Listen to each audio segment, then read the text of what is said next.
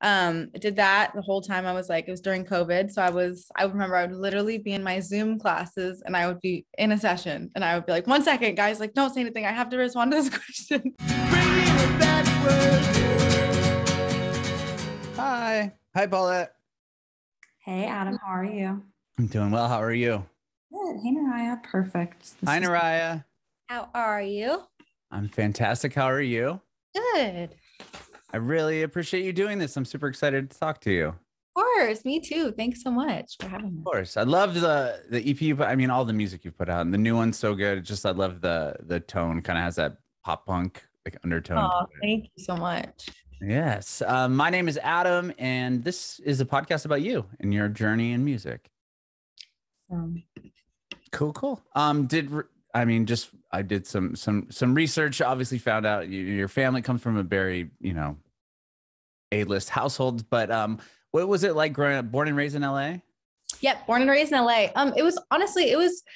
It was fun and it was really cool. I really got to get kind of both sides of it. My mom grew up in Malibu and then my dad was over in, more Los Angeles in the city. And I think that was just like such an amazing juxtaposition of both of them because, half of the time I went to school in the city. So, I would drive over to Malibu and I'd spend my weekends like on the beach and I would be surfing and I would bring my guitar and I would just write all the time. And then I would drive to school. And, especially because those car rides, I think there was part of it that kind of made me feel isolated because I wasn't able, if my friends are in the city and I wanted to see my friends, my mom's like, oh, I don't want to drive 50 minutes to pick you up. Yeah, because it's not close.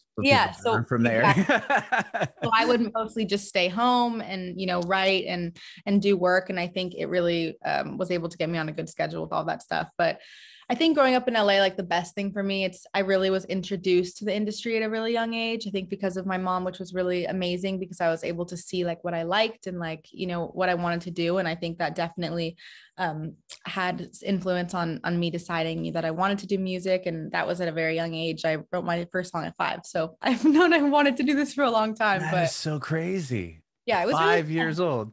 Yeah. And it's so funny. We actually have like the recording of it. And so one of my albums, we want to put it on. And I was going to say, you need to do that. Or have you thought about like re-recording it or like sample? Yeah, I want to add for an album for like an intro. I want to like sample it and then have it like go into like a new thing because it's really cute. And it's really, I was really little. So I think that would just be a really cool part of the story. I think so as well. What do you write about at 5? What was the song? It was called Wishing Well. It's actually so cute. So when my parents got divorced, my dad and I actually put all this together like 2 years ago. I don't know how I didn't realize this, but my dad, he's an amazing artist. He's a doctor, but he can paint like no other. I've never seen someone paint anything as well as him. And so we used to have nights where we would just sit down when I was at my dad's and we would paint on these canvases for fun. Like we would just paint and he had painted this beautiful like masterpiece. And it was like this big picture. And it was a picture of me and my sister with all these animals and a wishing well and rainbows. And I guess I would just stare at it all the time that I wrote a song called Wishing Well. And it was every single part of the song is about something in the picture, which I think is so beautiful of that. So that was the first song. And it was called Wishing Well. And it was about animals and just wanting to be able to be like animals.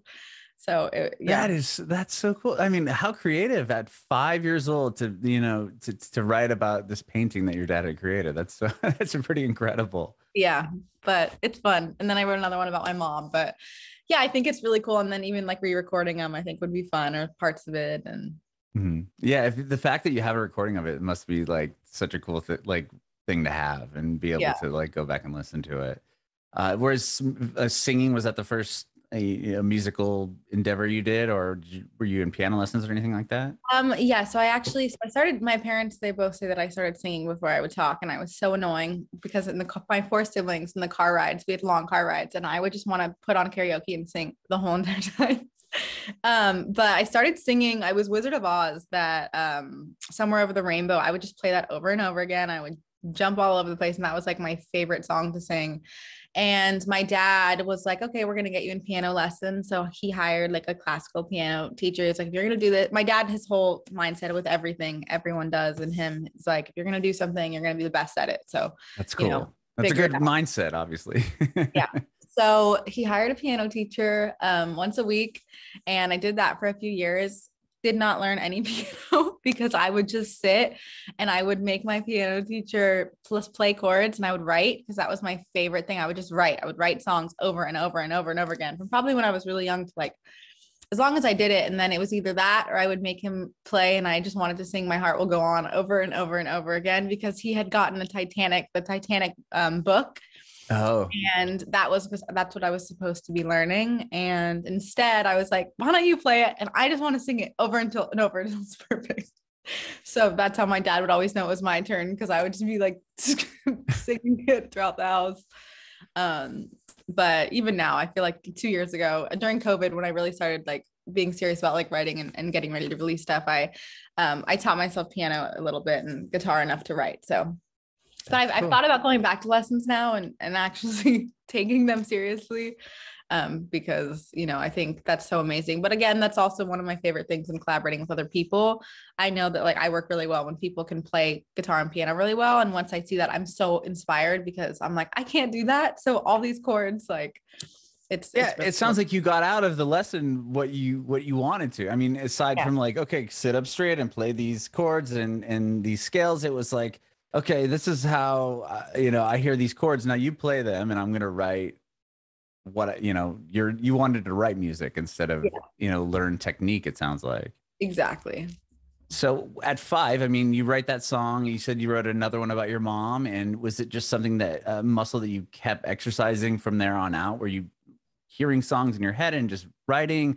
Like, how do you kind of continue that? Yeah, for me, it was really growing up, it just became this therapeutic lane for me. And it was, you know, I think for me, I would listen to songs. I remember growing up, like, you know, whether it was family problems or, you know, divorces or, you know, my first heartbreak or my first, whatever it was, I would always find myself gravitating to listening towards music and feeling that. And I think, you know, Kobe Kaye was the first one I would like always listen to. And it was like Missing You, but like, I would just hear them and I would just be like, oh, this is so sad. And I would just write in my journal, and I couldn't really play, but I would hear melodies in my head like all the time. And I would write songs to melodies in my head, and I would fully have a song written, and I'd bring it sometimes to my piano coach and I'd be like, okay, I have this whole song written with lyrics and melodies. Like, can you just fill in the chords? And, you know, I think harmonies had been like those have always came extremely easy for me. And I've just heard a lot of, you know, different chords and different melodies. And that's always been something I really loved. And I just kept doing it because it was, I'd never loved anything else more than that. And I loved writing, and it was really just a passion, and it was fun. And then, you know, growing up, I got into, you know, more of the creative side, which is another one of my passions. And I started doing YouTube and editing videos and blogs and social media and all of those, and kind of just building this whole brand of like what I wanted it to be as, and doing covers, and started to get recognition, starting to do that. And then, you know, it was really funny because I feel like writing, my parents were always my whole life. They're like, oh, well, like, it's my daughter. Like, of course we're going to think you're amazing. Like, we just didn't know. My dad, you know, he's a doctor, and he was like, you know, you need to have a job that's going to, you know, you're going to take care of yourself for the rest of your life. So, you know, maybe music's not that. Mm-hmm. And, you know, he's like, I want you to be stable, all the stuff. And then we were introduced to one of my mentors, Babyface and Philip Lawrence, who had kind of told my dad, they're like, your daughter's really good at this. Like, she needs to do this. And that was kind of a big eye opener. And he was like, well, you know, I know how hard you work. And, you know, my dad, he was like, you're still going to college. I don't care what you say. Like, you're going to college, and, you know, you're going to graduate. And so I was in college. I went to LMU, and I was getting my business degree, my marketing. And my dad was like, look, the whole time I was simultaneously completely working on music. I was at Record Plant once a week. Like, I was in the studio with, you know, Babyface and Philip Lawrence for my first real sessions. I was so crazy. Like, you know, where does this go from here? And so had made EPs and projects. And I was just like, I was like, this is what I want to do. Like, there's nothing else in the world. So my dad and I, we kind of talked, and he was like, look, if you graduate a year early, and if you get straight A's, also music, okay, we can do this music thing, and like, I will guide you as best as I can. And so I was like, okay.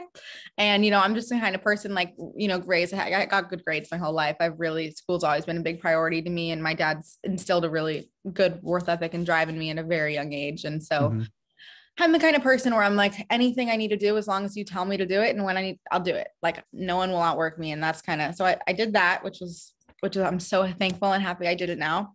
I did that the whole time. I was like, it was during COVID. So I remember I would literally be in my Zoom classes and I would be in a session and I would be like, 1 second, guys, like, don't say anything. I have to respond to this question. Oh, wow. I would talk like, but you know what? I would just study and I would do my things in marketing. It was really special because I was able to, in my classes, I was able to market myself in a way. And I had my whole, so I was coming out with 6 songs and I remember my presentations, I like made the whole brand thing. I made presentations, I made all the photos, I made Instagrams, like feed pages. And that's kind of just the way I took it. And it turned out to be one of the most helpful things. And I love marketing. I think it's so fun, that whole creative aspect. And, that's why I'm really thankful and happy. Like even now with everything, I'm really involved in all the decisions and my team's great. They really give me that freedom to really, they all really want to just help bring my vision to life, which is amazing. And yeah, that's another part that I just absolutely adore. Well, I mean, having a degree in business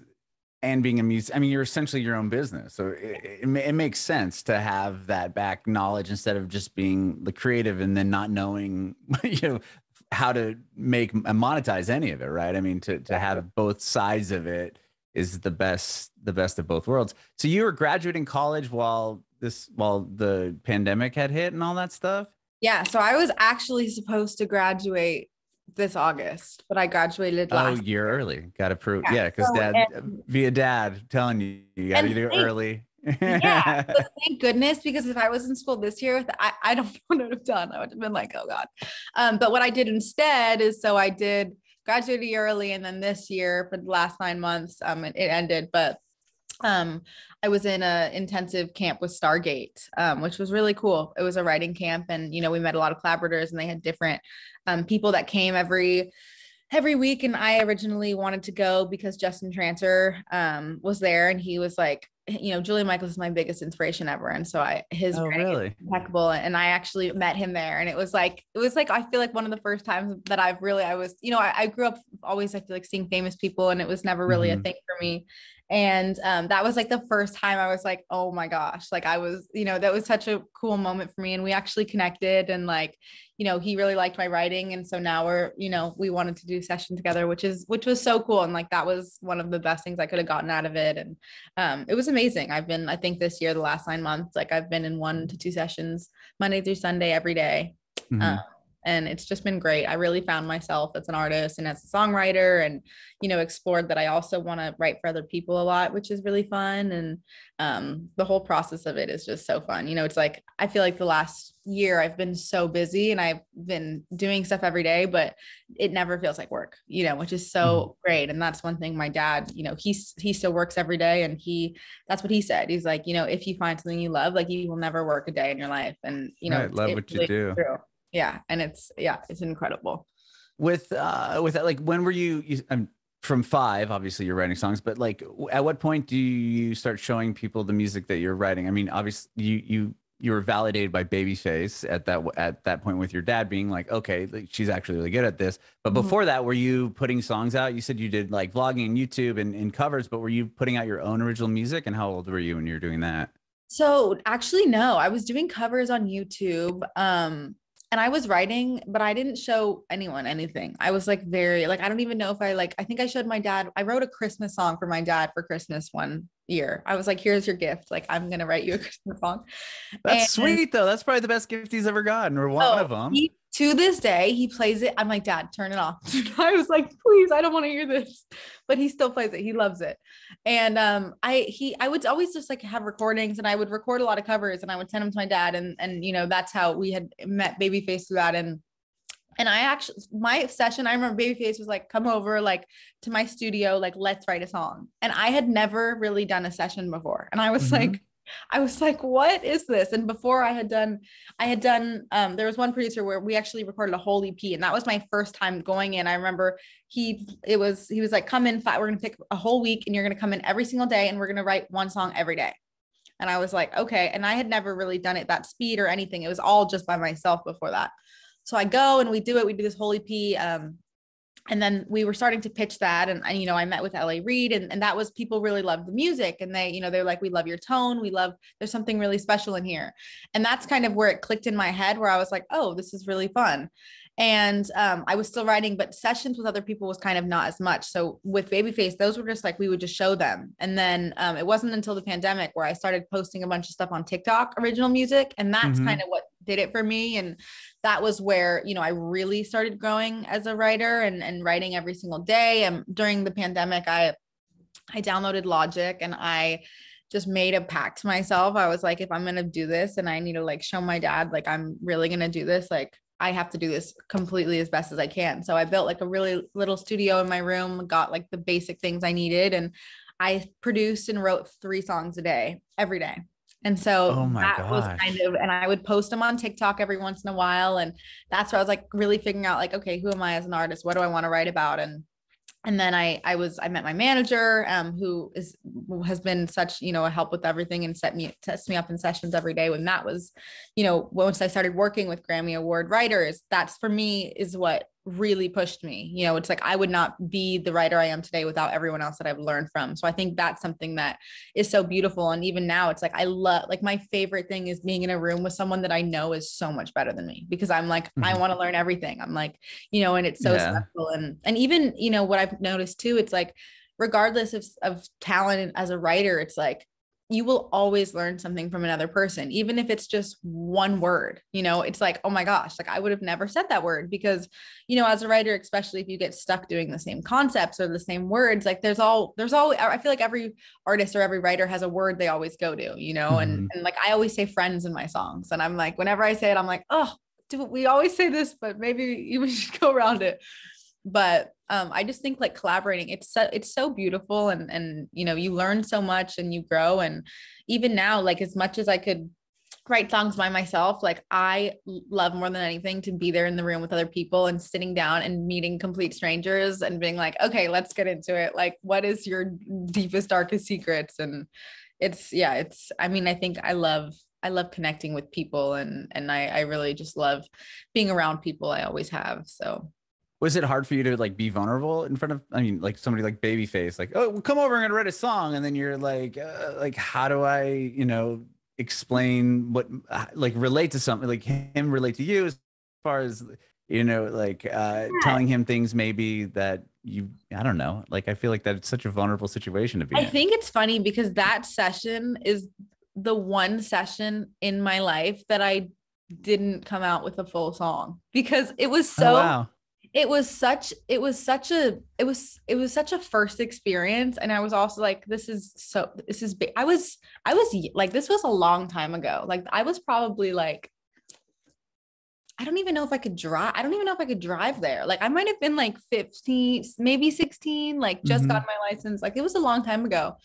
And, at that point, I didn't really know what I was doing. Like, it was so new. And I think it was just, I mean, I remember we sat there and he was just playing guitar, and I was just like, well, like, he's so talented. And so I think now it would be a much different story, and I'd be able to, you know, keep up with it and do all of it. But, you know, I've never had a problem being vulnerable. I'm an open book always. And I think as an artist, that's one of my favorite things about my music, because, you know, every single one of my exes, every single one of my friends, like, they know exactly what's being written about them. Like, I am so honest. I'm so straightforward. Like, you know, all my friends are like, you're really doing this? I'm like, yep. Like, this is what happened. Because, you know, I feel like there's so many songs, or so many artists and so many writers that I've even heard where they don't ever want to be the one that's hurt. You know, they're always like, well, I want to be the one in power and all of that, all of this. And for me, I'm like, no, like, I got my heart broken, and it literally fucked me up. Like, it really ruined me. And I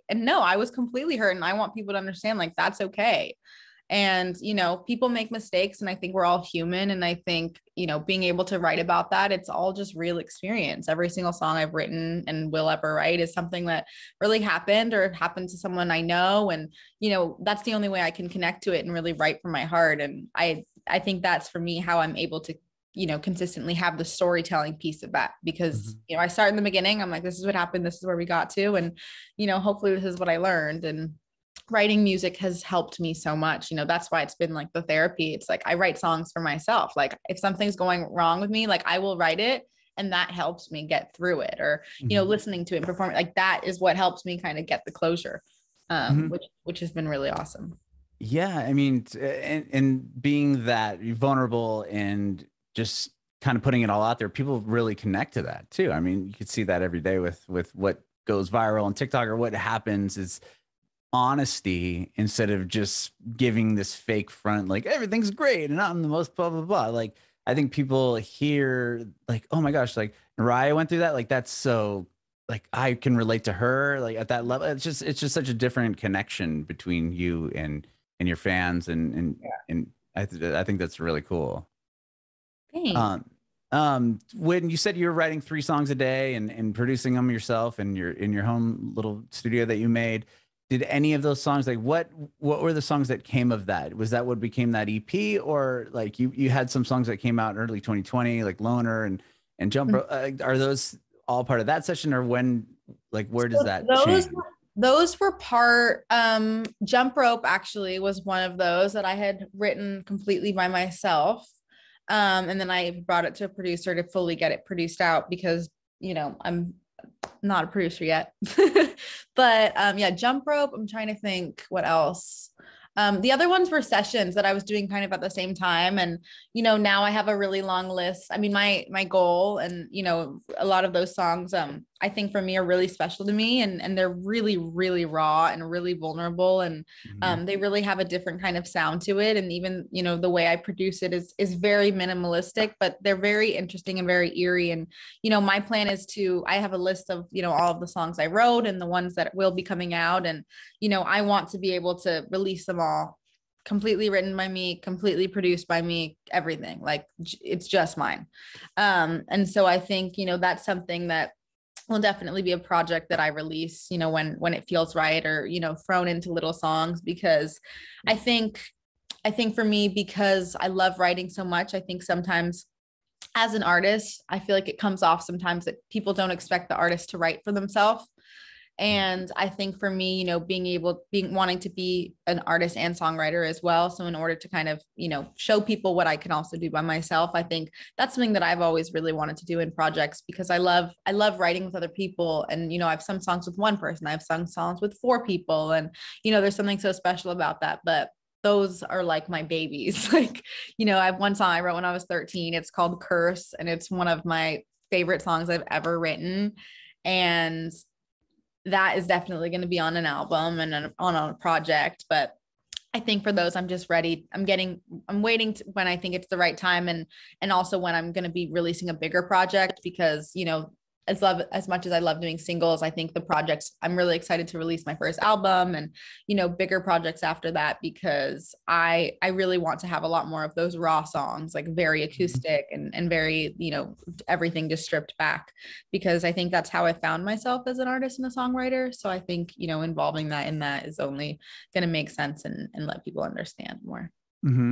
When it comes to, you said you would put songs or tease like original material up on TikTok and everything else. Like, was that prior to putting up your own music? Were you doing covers on TikTok, and was it difficult, or were you kind of like skeptical about, okay, now I'm going to put my own song out? Like, how are people going to react to this? I was doing covers for a really long time. And I was writing so much, but I was always just like, how does this work? How does TikTok work? Like if I release a song on TikTok and it's not out, are people going to like, how does this work? Can people use it? Or, I think for me, I was just like, I didn't want to put anything out until it was perfect. I've always been like that. And I think I didn't really realize the barrier that TikTok that it's okay if it's not like that on TikTok. You don't have to have this full produced out song. And then I was like, you know what, fine. And then every day I would literally just write the song by myself, and I would post a little snippet of it. And then there were some people like, oh, I really want this one. I really want this one. But I didn't really see anything, like nothing really went viral or went crazy. And I was like, it's fine. I don't care. I'm just going to keep doing it and keep doing it.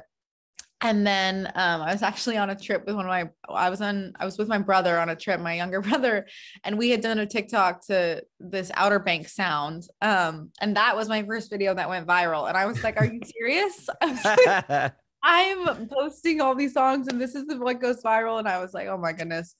And so then I just kept doing that. And then I really was just like, you know what, I'm just going to post what I want. And then it was, at least I'm good at it was the first song that really did well on there. And that kind of started it for me. And I think that was also motivation where I was like, okay, like TikTok, my marketing brain, I was like, this is such an amazing platform to be able to show people who you are, like what your personality is, what these songs are about. Like there's such niche markets on there, and I think that's what's so special about it. And I think also, there's also a whole side of it where it's like making TikToks can be super exhausting and it can take away from a lot of this music and all the writing. But I think for me, it's like actually in the last week, I think I've really figured out my presence on there, which has been really fun. And I've kind of, mixed in all the vlogs and all the old stuff I used to do because creating content is one of my favorite things. It's so funny because when I look at everything in the industry, like there's not one part I don't love. I love all of it. Like I love making, the mood boards and all the branding assets that we need and all that stuff. And the songs or the ideas or I have so many Google Docs and Trello is one of my favorite apps. I don't know if you're familiar with it. Oh yeah. Yeah. And everything. I'm like, it is, yeah. Incredible app.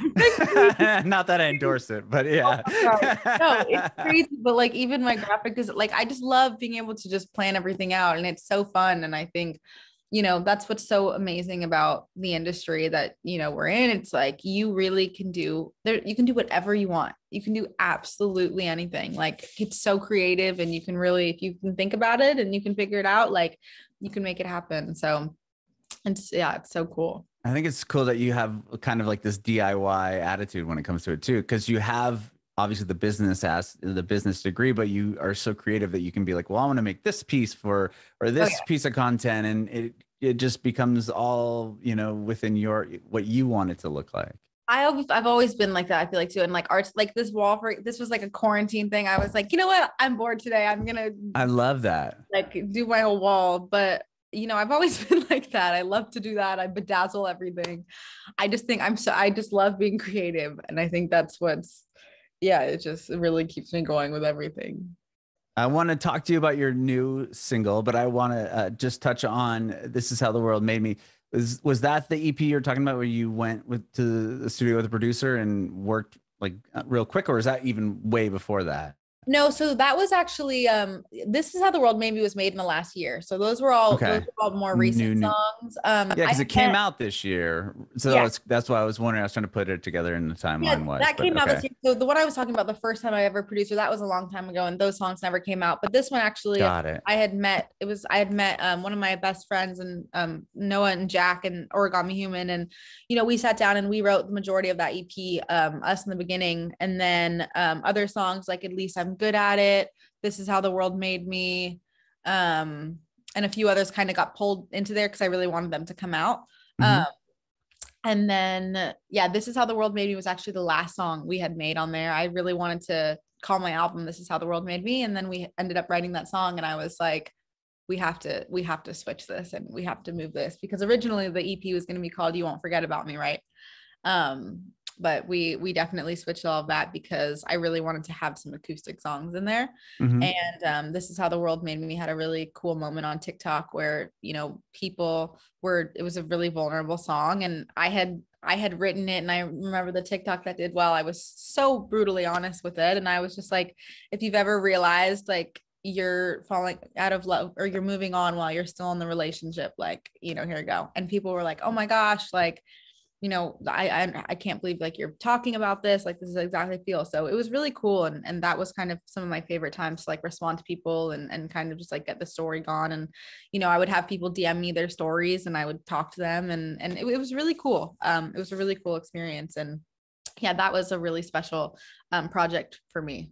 And even with the new song, So Vulnerable with Breakup Sex, I mean, just the whole concept and everything about the song is just very, you're like brutally honest. I mean, right? I mean, I'm just like, this is how it is. But well, tell me about that song. And when was that written? Is that new? I mean, this obviously came out new, but was it around that same time period that you're writing the EP, or So so the EP, the first part of the EP was made like a year ago. Breakup Sex was actually, I think, a few months ago, and I could be okay. wrong the time, but that was very, very new. And we ended up putting that, it was kind of more of that pop punk vibe that I love it. The first two ones that have been really fun. So yeah, that one just came out. It was me, my friend Julianne Hope, she's amazing. One of my really dear friends, and then Savannah. We all sat down, had a session. It was my first session with Savannah. And it actually might have been my first session with Julianne too, which is so crazy because I feel like I've gotten to know her so well now. But we sat down and it was really fun. It was a quick session, and we wrote it, and we were like, you know what? And I remember I just texted, I was like, guys, I'm going to put this out. Like, let's do final vocals. And it was really fun. I think it was my first song.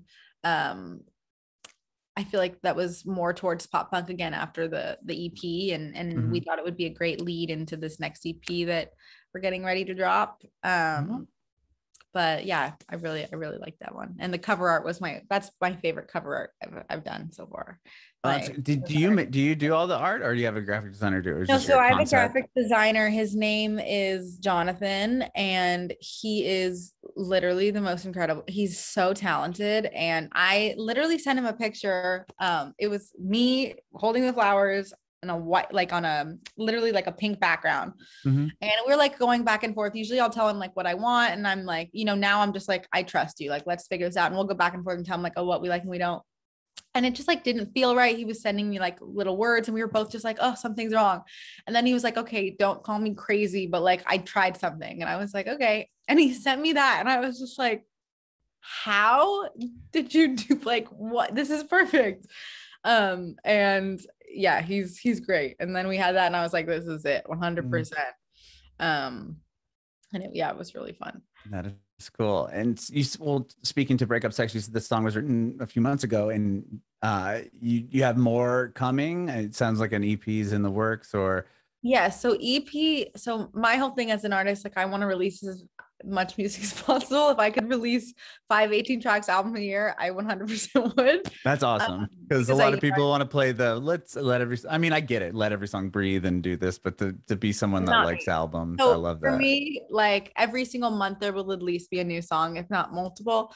But as a plan right now, we have a song called Unfinished Business. That's actually it'll be my favorite song that'll be out.